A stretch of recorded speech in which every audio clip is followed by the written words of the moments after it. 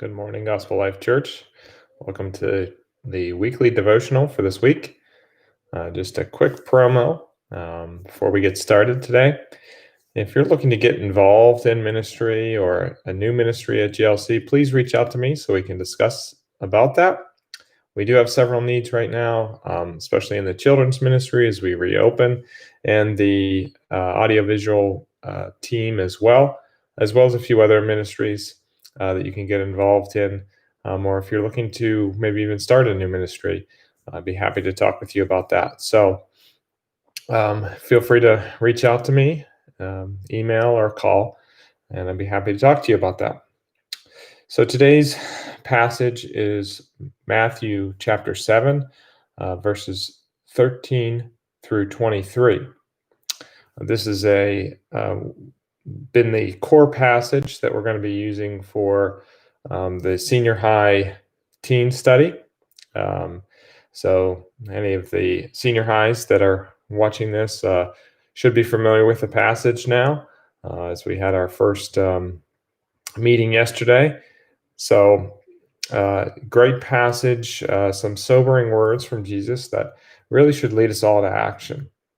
So let's read it together.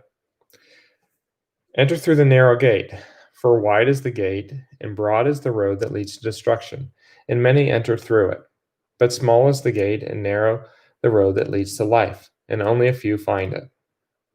Watch out for false prophets. They come to you in sheep's clothing, but inwardly are ferocious wolves.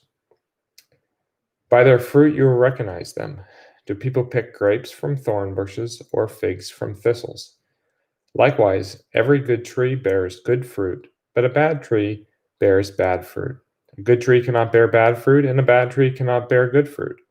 Every tree that does not bear good fruit is cut down and thrown into the fire. Thus, by their fruit you will recognize them. Not everyone who says to me, Lord, Lord, will enter the kingdom of heaven, but only the one who does the will of my Father who is in heaven.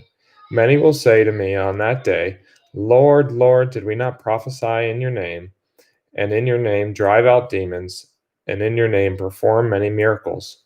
Then I will tell them plainly, I never knew you. Away from me, you evildoers. So what are some questions we should be asking ourselves in light of this passage? I think the first and foremost question is, am I a true believer in Jesus Christ? So think through that. Check yourself, check your heart. The reality is there's probably at least a few people in our congregation that are not.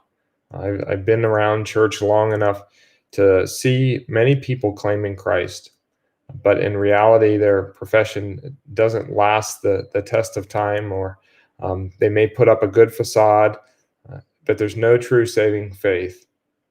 Like Jesus says in this passage, the gate is small and narrow. If you aren't sure about your salvation, there's nothing more that myself or any of the elders would like to talk through that with you and help you in that regard. It's the primary reason that we're here.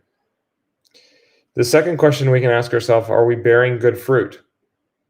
If we're answering that question now, we might want to revisit our first question, as bearing good fruit is a sign of salvation.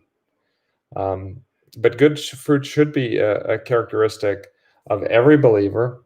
It may be helpful for us to just reflect and take an inventory of the fruit that we are producing. And the last question I think we can ask ourselves is, are we evangelizing like we are surrounded by unbelievers?